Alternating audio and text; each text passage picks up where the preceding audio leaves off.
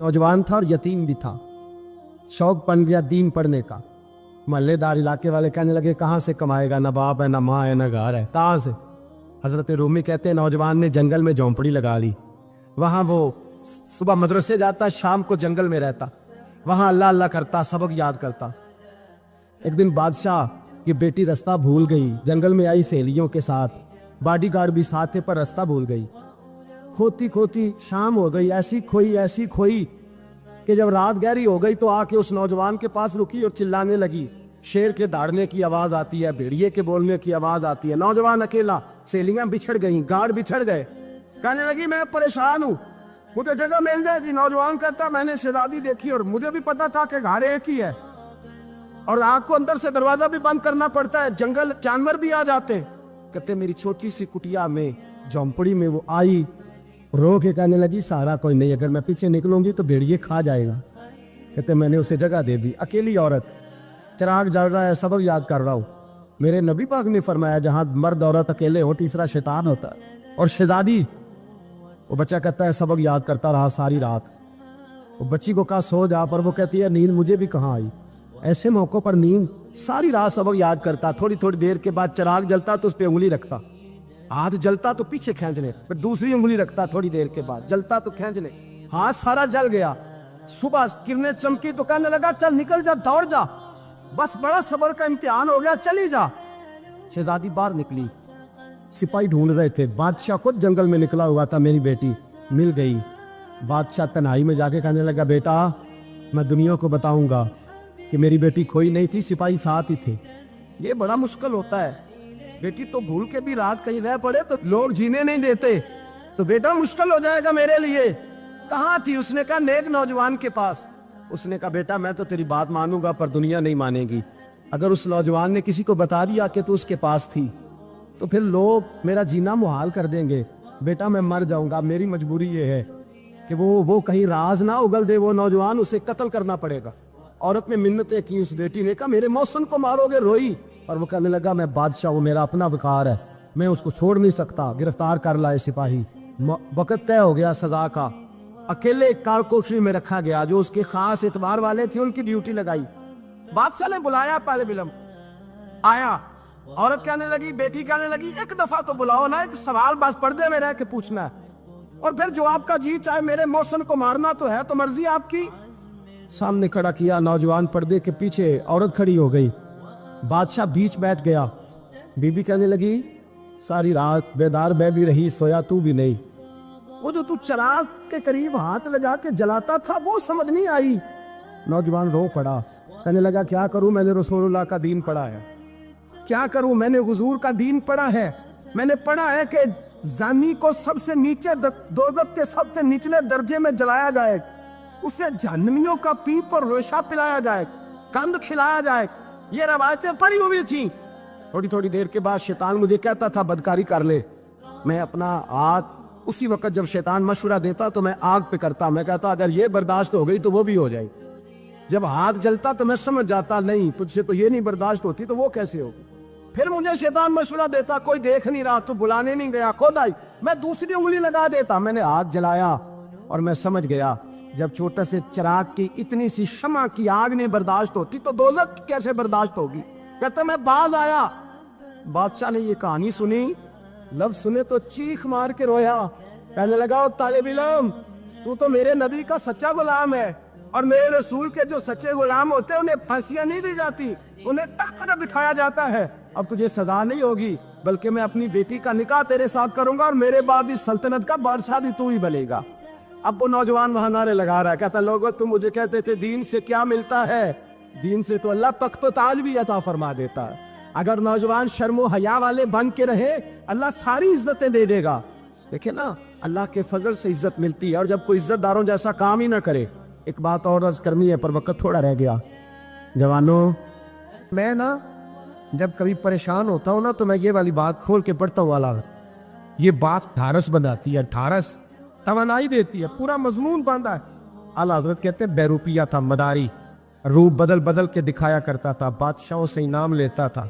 एक दिन औरंगजेब आलमगीर के पास आ गया, कहने लगा मैं रूप बदलूंगा, अगर आप पहचान ना सके तो मैं इनाम लूंगा।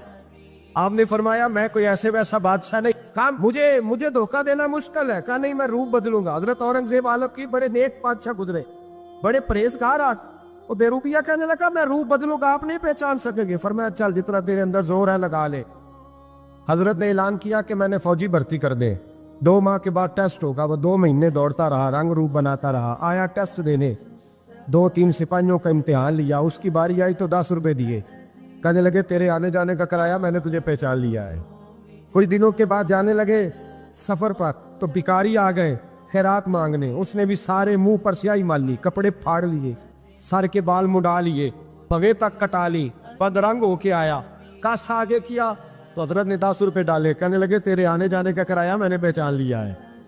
کچھ دن گزرے تو ٹیچر کی ضرورت تھی، اس نے منہ سے بڑی کر لی، داڑھی نکلی لگا لی، سر پہ جنا کیپ پہن لی، ایک شیروانی لے لی اور ہاتھ میں چھڑی پکڑ کے آیا، کہنے لگا میں استاد ہوں، 2-4 بندوں کا امتحان لیا، اس کی باری آئی تو 5 روپے دیے، 10 روپے دیے، کہا تیرا کرایہ میں نے پہچان لیا۔ 2 سال گزر گئے، وہ جب بھی آتا حضرت پہچان لیتے۔ ایک دن سفر پہ جا رہے تھے، بہت بڑا لشکر تھا، جہاد کرنے جا رہے تھے اورنگزیب عالم کی، تو دیکھا ایک پہاڑی ہے، پہاڑی پہ لوگ جا بھی رہے ہیں آ بھی رہے۔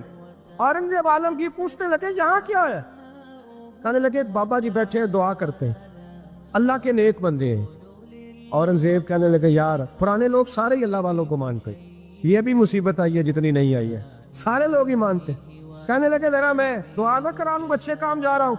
اورنگزیب بادشاہ تھے، بادشاہ لوگ نازک مزاج ہوتے ہیں، گھوڑے سے اترے، بڑی مشکل سے پہاڑی پہ چڑھے، اوپر گئے تو لائن لگی ہے، بابا جی غار میں بیٹھے، کہنے لگے میں نے ملنا، میں اورنگزیب ہوں۔ انہوں نے کہا ہمارا بابا اس طرح کا پیر نہیں کہ امیر آئے تو رنگ اور ہو، غریب آئے تو اور ہو، یہاں اگر ملنا ہے تو لائن میں لگ جاؤ، سب ایک جیسے۔ اب لائن میں کھڑے ہو گئے، 50 آدمی آگے تھے، کہتے ہیں 51واں نمبر تھا، تھک گیا دھوپ میں کھڑا کھڑا۔ جب میں پہنچا غار کے دہانے تو میں نے بابا جی کے چہرے پہ نظر ڈالی تو بڑا نورانی چہرہ، بڑی خوبصورت لب و لہجہ۔ میں نے کہا میرے جیسا آدمی بھی پگڑی باندھ دے تو اچھا لگنے لگ جاتا ہے، بڑا خوبصورت انداز۔ کہتے ہیں میں ان کے پاس اتحیات کی حالت میں بیٹھ گیا، میں نے کہا حضور میں جا رہا ہوں جہاد کرنے، دعا کرنا۔ بزرگوں نے ہاتھ اٹھائے، اللہ اس کی مدد فرما، دین کو غلبہ عطا فرما، اس سے دین کا سچا پکا سپاہی بنا۔ پھر تھپکی دی، 2-4 نصیحتیں نکال ڈالی، دیکھنا ظلم نہ کرنا، زیادتی نہ کرنا، جب تم جیت کر نہ کرنا، غرور نہ کرنا، نصیحتیں بھی کر دی۔ کہتے ہیں اب جب میں اٹھا تو 2-4 دینار بطور نذرانہ مسلح کے نیچے رکھے، اور الٹے قدم جب میں غار سے اترا انہوں نے رومال جھاڑا اور اٹھ کے کھڑے ہو گئے، کہنے لگے آج نہیں تو نے پہچانا، آج نہیں تو نے پہچانا، میرا انعام بنتا ہے، آج نہیں پہچانا، لا پیسے۔ اورنگزیب کہنے لگا یار تو نے حد کر دی، کہاں چڑھا کہاں کھڑا رہا، دھوپ میں تھک گیا، کمال کر دی بھائی تو نے، بتا تو کیا لے گا، اب تو جلدی بتا، وہ کتنے لوگ پیچھے دھوپ میں کھڑے ہیں، لشکر سارا کھڑا ہے، کیا لے گا؟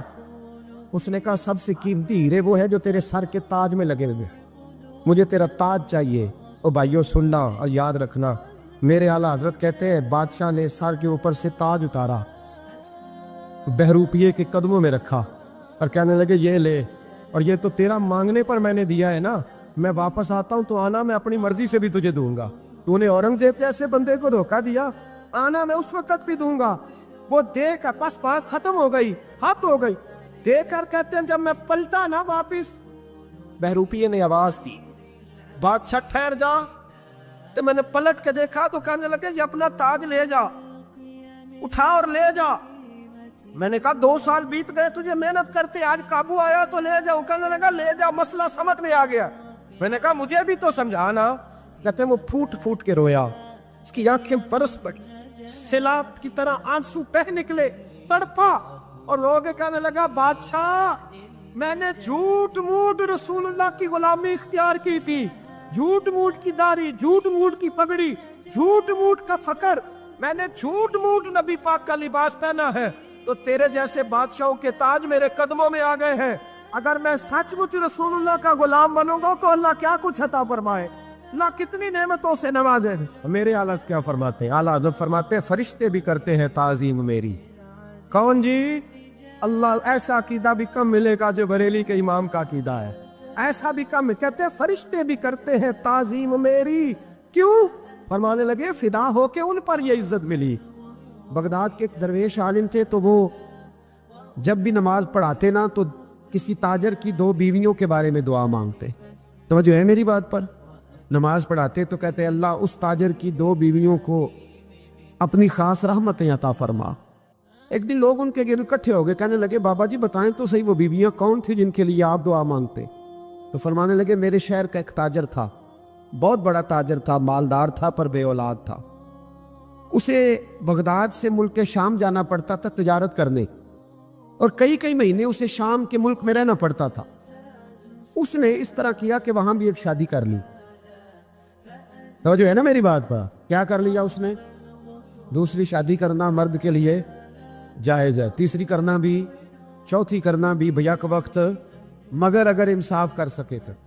اگر چاروں میں ہم نہ آدھا مسئلہ سنتے ہیں اور آدھا ہی بیان کرتے ہیں، اگر انصاف نہ کر سکے پھر اس کے لیے 4 جائز، پھر وہ ایک ہی رکھے گا۔ تو عزیز دوست، دوسرا نکاح کر لیا، شادی ہو گئی، اب وہ وہاں کچھ زیادہ وقت گزارنے لگا، مالدار آدمی تھا، بیوی کو مکان بھی لے کے دے دیا۔ اب وہ جب دیر سے آتا واپس، اور جب آتا بھی تو اس کے وہ والے انداز نہ ہوتے جو پہلے ہوا کرتے تھے۔ اب بیوی سے بڑا جاسوس بھی کوئی نہیں ہوتا، اس کو تو پہلے پتہ چل جاتا ہے کہ ماجرا کیا ہے، اسے بڑی خبر ہوتی ہے۔ تو اس نے محسوس کر لیا کہ بدلے بدلے سے میری سرکار نظر آتے۔ وہ کہنے لگی اب کہ جب آتا جاتا ہے تو اس کے حالات کچھ بدلے بدلے سے ہیں، ماحول کچھ اور ہے۔ اس نے ایک بوڑھا آدمی جو اس کا عزیز بھی تھا اور سمجھدار بھی تھا، اس کو تیار کیا، کہنے لگی اب کہ جب ملک کے شام جائے نا تو اس کا پیچھا کرنا اور خبر کرنا کہ کہاں رہتا ہے، کہاں جاتا ہے، کیا کرتا ہے۔ وہ بوڑھے بزرگ جو تھے وہ خاتون کے کہنے پر کچھ اس نے کرایہ بھی دیا، وہ اس تاجر کے پیچھے گئے اور واپس آ کے خبر دی، کہنے لگے کہ یہ تو 2-3 سال بیت گئے، اس نے وہاں بھی شادی کی ہوئی ہے، تجھے بتایا ہی نہیں۔ ابھی بھی بڑی سمجھدار تھی، حوصلہ مند، زیرت، اس نے شور نہیں مچایا۔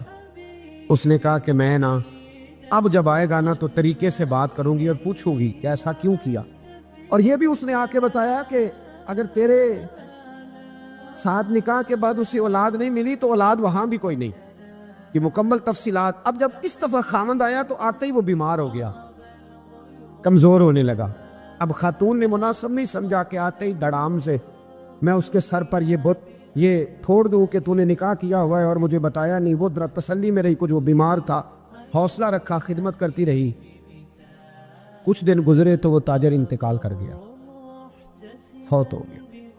اب راز کھل نہ سکا، عدت گزاری، اور جب سارا مال جمع کیا نا تو اشرفیوں کی بوریاں بھر گئی۔ سارا مال اس بی بی کا، 4 بوریوں میں اشرفیاں، 4۔ یہاں تو پیٹ کا دوزخ ہے، معاذ اللہ، بھرتا ہی نہیں۔ حال من مزید، حال من مزید۔ وہ جو کہتے تھے نا کہ بس باہر چلا جاؤں اور باہر میں کچھ تھوڑے سے پیسے کما کے 2-3 سال میں لوٹ آؤں گا، پھر یہاں آ کے کوئی کاروبار کروں گا، وہ گئے ہیں تو واپس نہیں آئے۔ وہ جو کہتے تھے نا بس میں نے اتنا سا کاروبار کرنا ہے کہ مکان بن جائے، انہوں نے 4 مکان بھی بنا لیے ہیں، لیکن بریک حل میں مزید کی دوڑ ہے۔ اب 4 بوریاں اس عورت نے چھپائے رکھی، کوئی بندہ نہیں جانتا بغداد میں کہ ملک کے شام میں تاجر کی دوسری بیوی بھی ہے۔ جب وہ فارغ ہوئی تو اس نے اس بوڑھے جاسوس کو پھر بلایا اور 2 بوریاں اونٹ پہ رکھی، خود بھی ساتھ بیٹھی اور ملک کے شام گئی۔ اللہ اکبر۔ وہ بزرگ کہتے ہیں میں ایسے نہیں دعا کرتا۔ اس کو جا کے کہنے لگی میں اکیلی وارث نہیں ہوں، آدھے کی وارث تو بھی ہے۔ میں اکیلی وارث نہیں، یہ تقسیم وراثت ہے، آدھی کی وارث تو بھی ہے، تو رکھ اپنے پیسے۔ مجھے پتہ ہے اس نے نکاح کیا تھا پر مجھے بتایا نہیں تھا، تو رکھ اپنے پیسے، میں تجھے دے رہی ہوں، آدھے تیرے ہیں آدھے میرے ہیں۔ اس نے نظر اٹھائی تو رو پڑی، کہنے لگی نہیں اب یہ سارے تیرے ہی ہیں، اگر تو اللہ سے ڈرتی ہے تو میں بھی رب سے ڈرتی ہوں، اگر تو مصطفیٰ کریم کا کلمہ پڑھتی ہے تو میں بھی اسی نبی کی ماننے والی ہوں۔ کہا بات کیا ہے، میرا کیوں ہے سارا؟